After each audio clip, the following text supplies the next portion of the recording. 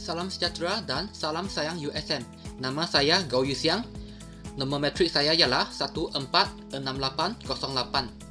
Dalam video ini, saya akan membentangkan kempen kesedaran demam darah. Diharapkan pembentangan ini dapat memanfaatkan semua penonton.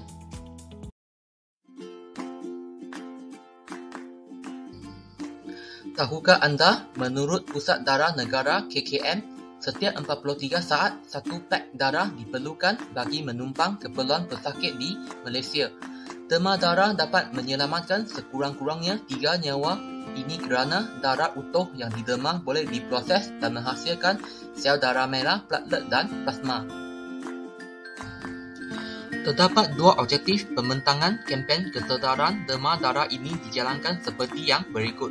Objektif pertama, memberikan kesedaran kepada orang awam tentang kepentingan mendemam darah dan menangangi masalah kekurangan darah dalam tabung darah di hospital.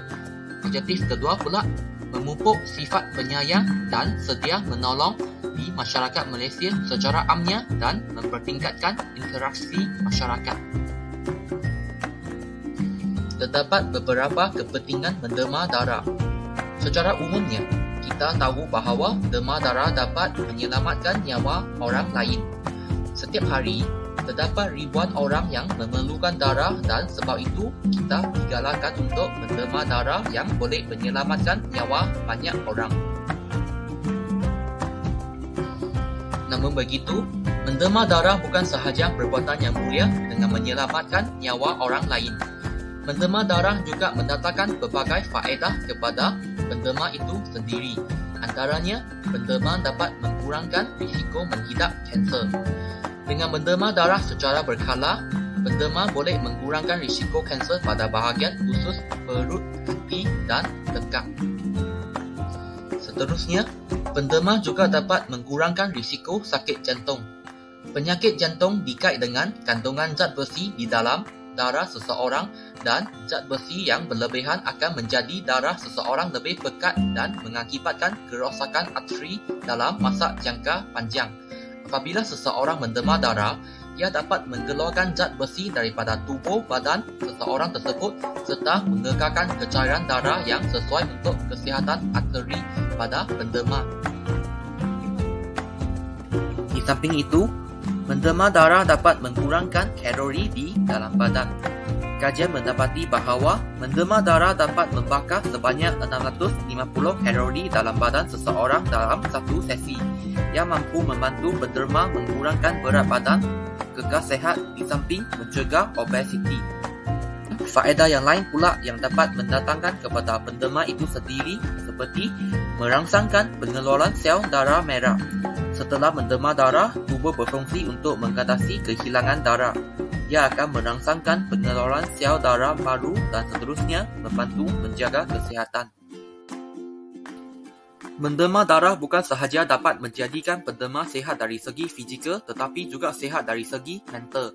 Hal ini kerana dengan mendemam darah, pendemam dapat mempromosikan kesejahteraan minda.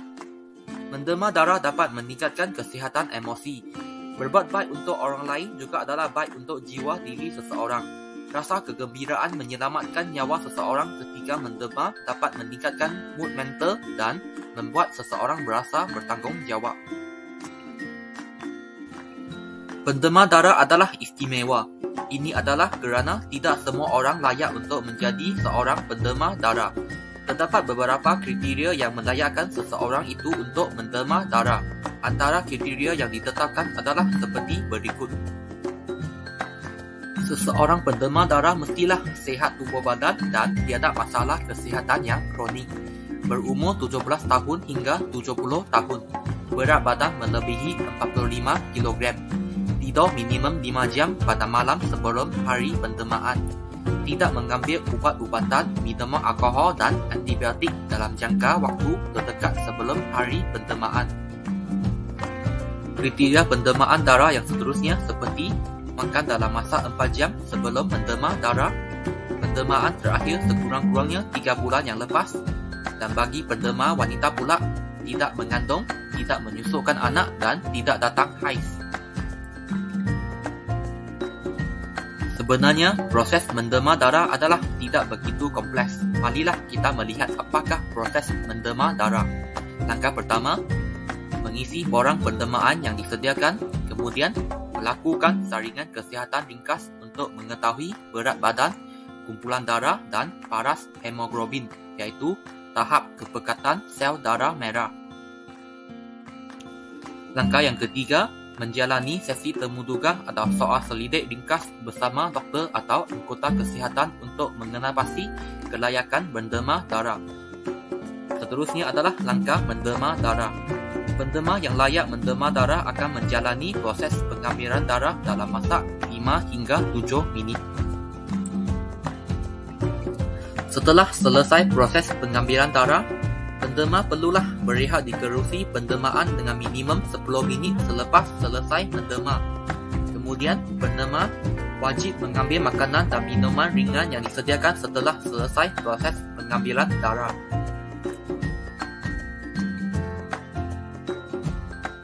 Dalam kempen kesedaran ini, kami amat berbesar hati dapat menjemput salah seorang majlis tertinggi dalam Persatuan Bulan Sabit Merah Daerah Sabang Perai Tengah, iaitu yang berusaha Encik Eng Zhejuan selaku Setiausaha Kehormat Persatuan Bulan Sabit Merah Daerah Sabang Perai Tengah ini untuk bersama-sama dengan kita berkongsikan pandangan dan nasihat beliau berkenaan dengan kempen kesedaran demam darah ini. Dipersilakan Encik Eng. Terima kasih saudara-saudara. Saya Eng Zhejuan, Setiausaha Kehormat Persatuan Bulan Sabit Merah Daerah Sabang Perai Tengah. Pada pandangan saya, mendema darah merupakan satu tanggungjawab sosial yang penting. Darah adalah komponen yang penting untuk merawat pesakit di hospital.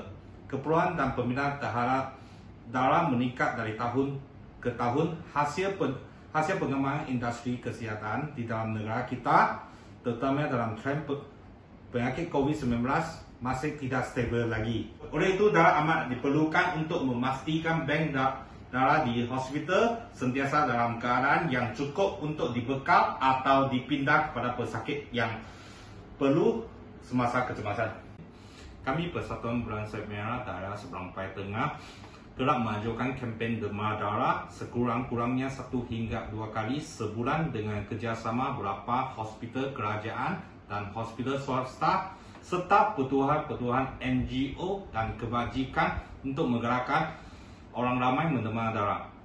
Jadi saya mengambil peluang dan kesempatan ini untuk menyuruh kepada semua hero masyarakat, datanglah mendema darah, kerana mendema darah bukan sahaja dapat menyelamatkan nyawa orang lain, tetapi juga meningkatkan kesihatan pendema dari segi fizikal dan mental.